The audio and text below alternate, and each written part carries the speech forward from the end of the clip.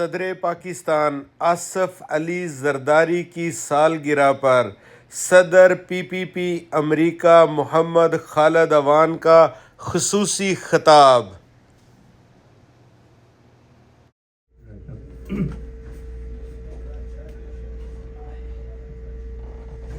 بسم اللہ الرحمن الرحیم۔ تیرے ہی نام سے ہر ابتدا ہے، تیرے ہی نام تک ہر انتہا ہے، تیری حمد و ثنا الحمدللہ کہ تو میرے محمد کا خدا ہے صلی اللہ علیہ وسلم۔ آج کی اس تقریب کے ہمارے دو مہمان خصوصی موجود ہیں، جناب امتیاز چٹھا صاحب اور جناب جوید اختر چودھری صاحب، اور تمام آفیشلز، میرے دو ساتھیوں، السلام علیکم۔ یہاں ہمارے دو انتہائی اہم آفیشل مس ہو گئے ہیں آج۔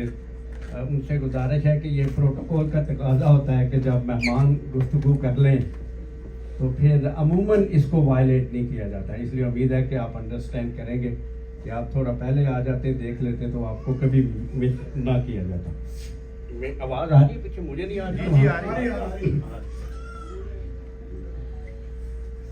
جوید اختر چودھری صاحب کے بارے میں اصل موضوع پہ آنے سے پہلے تھوڑا سا آپ کو بتا دوں کہ ایسے لوگ ہیں جو پارٹی کا اثاثہ ہوتے ہیں۔ انہوں نے جیل کی صورتیں برداشت کی اور کئی سال تک اپنے خاندان کی، اپنے بچوں کی، ان کے وقت کی، ان کے پیسے کی قربانی دی۔ لیکن یہ خاصہ ہے ہماری قیادت کا کہ میں آئینی شاہد ہوں، میرا بہت سارا وقت امریکہ کے اندر شہید محترمہ بے نظیر بھٹو کے ساتھ گزرا کہ وہ دل کی گہرائیوں سے ان کی قدر کرتی تھی مرحوم شہید۔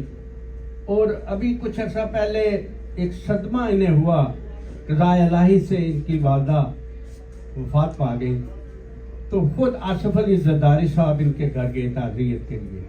تو اس سے جو ہمارے جیسے کارکن ہیں نا، ان میں بڑی حوصلہ افزائی ہوتی ہے، ہماری ہمت میں اضافہ ہوتا ہے کہ ہماری قیادت اپنے کارکنوں کو بھولتی نہیں، ان کا احساس کرتی ہے اور ان کے دکھ اور غم میں شامل بھی ہوتی ہے۔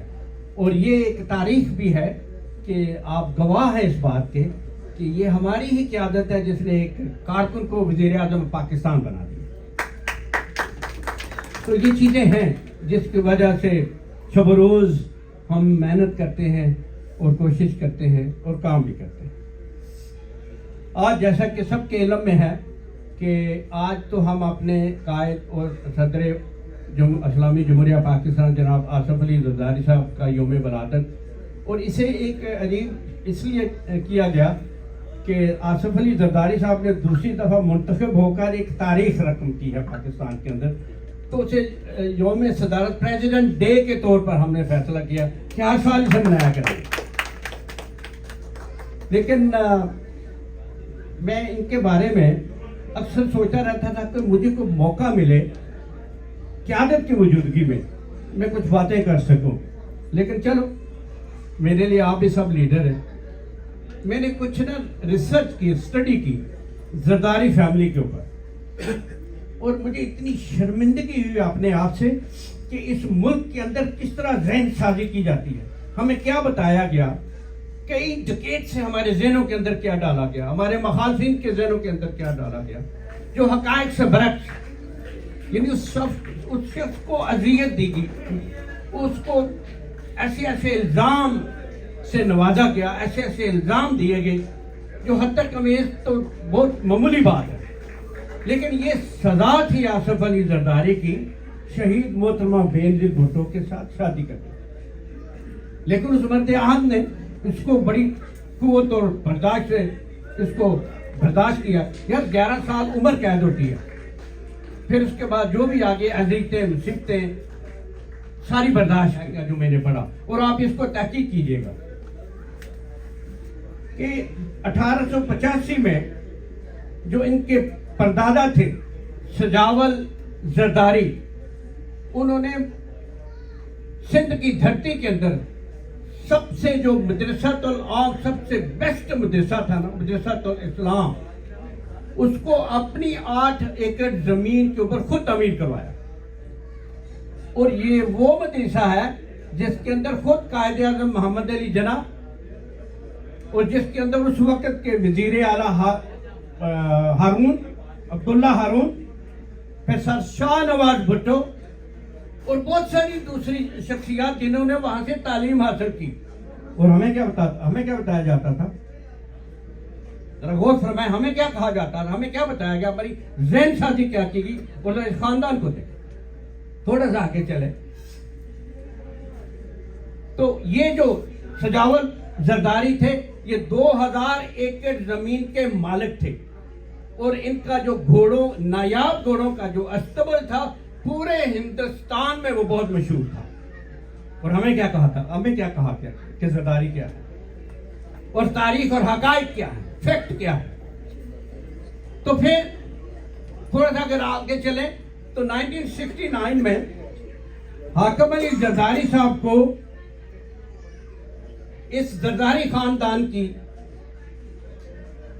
سردار کی شرف حاصل ہوا کہ یہ زرداری خاندان کے یہ سردار ہے. اور انہوں نے کیا کیا، صدر ایوب کا جو الیکشن ہوا، تھرو آؤٹ پورے الیکشن میں فاطمہ جناح، محترمہ فاطمہ جناح کی سپورٹ کی اور ڈٹ کر کی اور آخری وقت تک کی، حتیٰ کہ ایوب نے حاکم علی زرداری کو جیل میں بند کر دیا. اور دیکھیں میں پڑھ کے حیران ہوا کہ حاکم علی زرداری جیل کے اندر بیٹھے ہوئے محترمہ فاطمہ جناح کو نواز شاہ میں انہوں نے الیکشن جتوا دیا. اور ہمیں کیا پڑھایا گیا، ہمیں کیا دکھایا گیا، ہمیں کیا بتایا گیا. اور حقائق یہ ہے، جائیں جا کے چیک کریں حقائق، پڑھیں ذرا حقائق اس کو. پھر اس کے بعد کیا ہوتا ہے، میں آگے تھوڑا سا بڑھتا ہوں کہ 2011 میں آصف علی زرداری صاحب کو اس قبیلے کا سربراہ بنایا گیا. لیکن میں حیران ہوا یہ جان کے کہ ہمیں یہ کہا گیا کہ حاکم علی زرداری اور آصف علی زرداری بمبینوں میں سینما کی ٹکٹیں بیچتے تھے. یہ ذہن سازی کی گئی نا ہماری. آپ میں سے کوئی شخص بمبینوں کے اس کمپلیکس کو جیو میں جا کے اب اس کے گوگل میں جا کے صرف گوگل کریں. 1969 میں الیکشن میں سیاست میں آنے سے پہلے حاکم علی زرداری نے اس کمپلیکس کو 7 منزلہ کمپلیکس، اس کی تصویر دیکھ کے میں موف ہو گیا کہ جس آدمی کے پاس اتنی بڑی بلڈنگ 69 میں تھی وہ تو اس وقت بھی ارب پتی تھا، اس وقت بھی ارب پتی تھا. اور اس وقت انہوں نے جو جدید ٹیکنالوجی تھی مووی کی اس کے مطابق اس کو تعمیر کروایا. اور ہمیں کہا گیا کہ یہ تو قسم پر بکریاں چرانے والے تھے. یہ ذہن سازی کی گئی. لیکن کیا بات ہے کہ یہ باتیں حقائق جو ہیں پبلک میں اس طرح نہیں آئی جس طرح سے آنے چاہیے تھے. یہ کیوں نہیں آتے؟ اور اسی طرح آصف علی زرداری صاحب، یار کس قسم کے گھٹیا اور غلیظ قسم کے الزامات آصف علی زرداری پر نہیں لگائے گئے. کس لیے؟ کہ وہ شہید محترمہ بینظیر بھٹو کا ہسبینڈ تھا، کامن تھا. تو یہ ایسی چیزیں ہیں جنہیں پڑھنے کی ضرورت ہے، سوچنے کی ضرورت ہے. لیکن یہ تو تھوڑی سی ہسٹری تھی جو آپ کو یہ بتانا تھا مجھے کہ مت شرمندہ ہوا کریں، سر تان کے کہیں کہ ہم اس مرد حور کے ساتھی ہیں، کیونکہ اس نے شہید ذوالفقار علی بھٹو کا اور شہید محترمہ بینظیر بھٹو کا وہ علم ہاتھ میں تھاما اور پاکستان کو ترقی کی شاہراہ پر گامزن کیا. یہ وہی شخص ہے جس نے سی پیک کے منصوبے کی بنیاد رکھی. ذرا ہسٹری پڑھے. اس وقت مشرف نے کیا کیا ہوا تھا، یہ غالباً وہاں فارس کا ایک کنٹری ہے، میرے ذہن میں اس کا نام نہیں ہے، یہ اس کے پاس کانٹریکٹ تھا گوادر کا. وہ کانٹریکٹ کینسل کر کے چائنا کے ساتھ جا کے گفتگو کر کے اس بات معاہدے کی بنیاد رکھی. بعد میں اس کے اوپر مسلم لیگ نون کی قیادت نے بھی بہت زیادہ کام کیا اور اس کو آگے لے کر گئے. اور یہ دیکھیں گفتگو کس طرح کی کرتے ہیں. لیکن یہ بات ایک حقیقت ہے کہ آصف علی زرداری نے اپنی ذہانت اور اپنی برداشت سے ان محافظین کو جواب دیا. جب یہ دوسری دفعہ صدر منتخب ہوئے تو میں نے کہا بینظیر نے صحیح کہا تھا the best response is the جماع کا جواب دیا.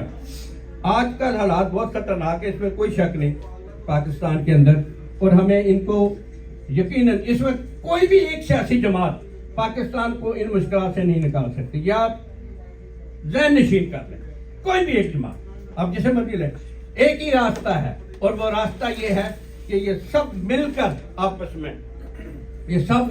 آپس میں بیٹھ کر یہ فیصلہ کریں کہ انف از انف.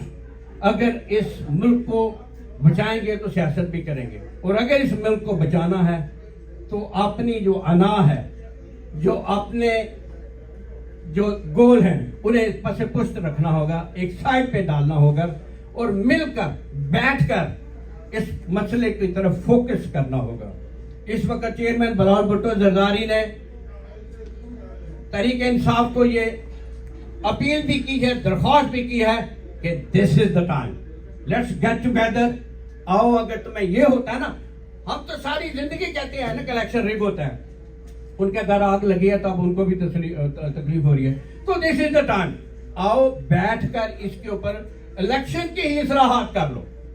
کم از کم آئندہ کوئی بھی, آپ کو بھی پتا ہے, مجھے بھی پتا ہے کہ پاکستان کے اندر کبھی بھی کسی سیاستدان کو کلیاتاً اقتدار نہیں دیا گیا.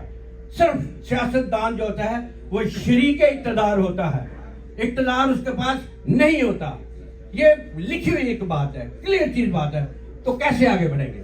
اس کا بہترین طریقہ ہے دس از دا ٹائم کہ آؤ مل کر بیٹھ کر کم از کم انتخابی اصلاحات کر لیں.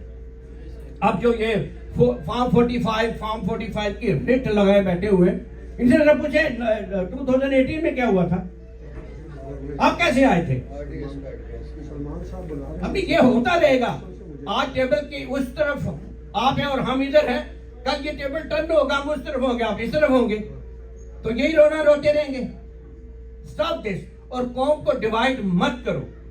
جتنی قوم اس وقت ڈیوائیڈ ہے, پاکستان کی تاریخ گواہ ہے کہ اتنی قوم کبھی ڈیوائیڈ نہیں تھی, اور یہ ڈویژن پاکستان کو نقصان دے گی. یہ پاکستان کے مسائل کا حل نہیں ہے. اس ڈویژن کو ختم کرنا ہوگا, سب کو مل کر بیٹھ کر اس کا کوئی نہ کوئی حل تلاش کرنا ہوگا. میں نے اس لیے بھی تھوڑا سا ٹائم لے لیا. اکثر آپ کو پتا میں زیادہ ٹائم نہیں لیتا. مجھے چٹھا صاحب نے کہا کہ وہ کھانا لگنے میں تاخیر ہو رہی ہے, لیکن یہ ہے کہ اب ہم نے کیک کاٹنا ہے, اس میں تھوڑا سا ٹائم لگے گا. اور میری گزارش یہ ہے کہ آپ نے کدھر کے ایس وی پی سینئر وائس پریزیڈنٹ کدھر ہیں؟